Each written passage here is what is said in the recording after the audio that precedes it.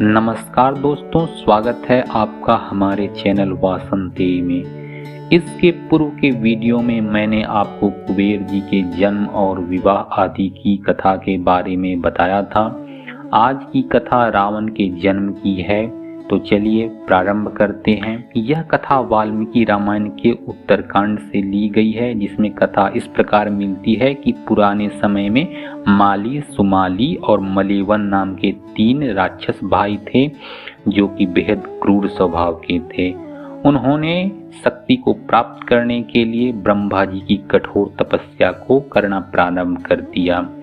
उनकी कठोर तपस्या से प्रसन्न हो ब्रह्मा जी ने उन्हें वरदान दिया, जिससे वे महाबलशाली हो गए। वरदान पाकर ये तीनों भाई स्वर्ग, पृथ्वी और पाताल तीनों जगह में अत्याचार करने लगे। चाहे वह देवता हो, ऋषि मुनि हो या मनुष्य हो, सभी जनों पर ये तीनों भाई अत्याचार करना प्रारंभ कर दिया। मार काट मचाना इन्होंने प्रारंभ कर दिया। जब ऐसा बहुत ज्यादा होने लगा तो सारे देवता और ऋषि मुनि जाके भगवान विष्णु के पास अपनी दुख को कहते हैं। तब भगवान विष्णु उनसे कहते हैं कि आप सभी लोग अपने लोक को चले जाइए और डरे नहीं, मैं इन दुष्ट राक्षसों का विनाश अवश्य ही करूंगा। ये तीनों भाई तीनों लोकों में अत्याचार करते रहे। जब इन्हें पता चला कि देवता लोग भगवान विष्णु के पास जाके हमारी शिकायत करते हैं, तो ये तीनों भाई स्वर्ग लोक में जाके आक्रमण कर देते हैं और वहां पे मार काट मचाना प्रारंभ कर देते हैं।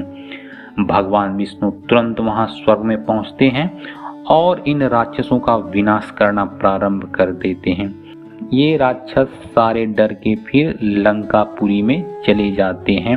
वहां भी इन राक्षसों का जब विनाश होने लगता है, फिर अंत में ये तीनों भाई माली, शुमाली और मलेवन जाके पाताल लोक में छिप जाते हैं और वहीं फिर अपने परिवार के साथ रहने लगते हैं। काफी दिनों के बाद एक दिन शुमाली पाताल से पृथ्वी लोक में घूमने को आता है। वहीं पर उसकी पहली नजर है कुबेर पे पड़ती है, जो कि पुष्पक विमान से आकाश मार्ग से जा रहे थे। जब वे कुबेर को देखते हैं तो उन्हें इच्छा होती है कि मुझे भी अब राक्षस जाति के लिए कुछ करना होगा, नहीं तो फिर हम आखिर कब तक यहाँ पर छुप के पाताल लोक में रहेंगे।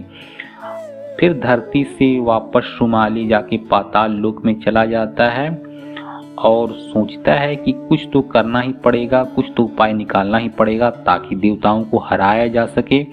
फिर उसने विचार किया कि क्यों ना अपनी जो बेटी है कैकसी, उसका विवाह महर्षि विश्रवा से करा दें, जिससे उसे कुबेर जैसा ही एक तेजस्वी पुत्र होगा और वह फिर राक्षस वंश का उद्धार करेगा और देवताओं से हमारी रक्षा करेगा। ऐसा विचार करके वह अपनी बेटी के पास जाता है और कहता है कि राक्षस वंश के कल्याण के लिए तुम महापराक्रमी महर्षि विश्रवा जी से विवाह करो और उनसे पुत्र की याचना करो, ताकि एक ऐसा महापराक्रमी पुत्र हो जो हम राक्षसों की रक्षा देवताओं से कर सके। कैकसी ने अपनी पिता की बात को मानना अपना धर्म समझा और फिर वह महर्षि विश्रवा जी के पास जाने का मन बना लेती है। फिर वह महर्षि विश्रवा जी से मिलने के लिए पाताल लोक से चल पड़ती है। पाताल लोक से पृथ्वी आने में उसे थोड़ा वक्त लग जाता है और संध्या का समय हो जाता है। जब वह महर्षि विश्रवा जी के आश्रम पहुंचती है, उस समय भयंकर आंधी भी चल रही थी और काफी ज्यादा बारिश भी हो रही थी। कैकसी आश्रम में पहुंचकर विश्रवा जी को प्रणाम करके विवाह की इच्छा प्रकट करती है और पुत्र की याचना करती है। महर्षि विश्रवा जी ने कैकसी से कहा, हे भद्रे, मैं तुम्हारी इच्छा तो पूरी कर सकता हूँ, लेकिन तुम इस भयंकर समय में जो आई हो और पुत्र की याचना की हो, ऐसे में तुम्हारे 2 पुत्र होंगे और क्रूर कर्म को ही करने वाले महा विनाशकारी पुत्र उत्पन्न होंगे। ऐसे में कैकसी ने कहा कि हे ब्राह्मण देवता, आपके जैसे ब्राह्मण वंश में अगर दुराचारी पुत्र हो, ऐसा मैं नहीं चाहती हूँ। आप मुझ पर कृपा करिए, जिस पर महर्षि विश्रमा जी ने कहा कि तुम्हारा तीसरा पुत्र मुझ जैसा धर्मात्मा ही होगा। ऐसे में दिन बीतने लगे और कैकसी ने 10 सिर वाले राक्षस पुत्र को जन्म दिया, जिसका रंग काले पहाड़ के आकार के जैसा था, जिसका नाम महर्षि विश्रवा ने 10 ग्रीव रखा, जो कि आगे रावण के नाम से जाना जाने लगा। फिर कैकसी के गर्भ से ही कुंभकर्ण भी हुआ, जो लंबा चौड़ा था और उसके समान बड़ा शरीर वाला दूसरा कोई भी मनुष्य नहीं था। इसके बाद कैकसी को एक पुत्री हुई, जो देखने में कुरूप थी और जिसका नाम शूर्पणखा रखा गया।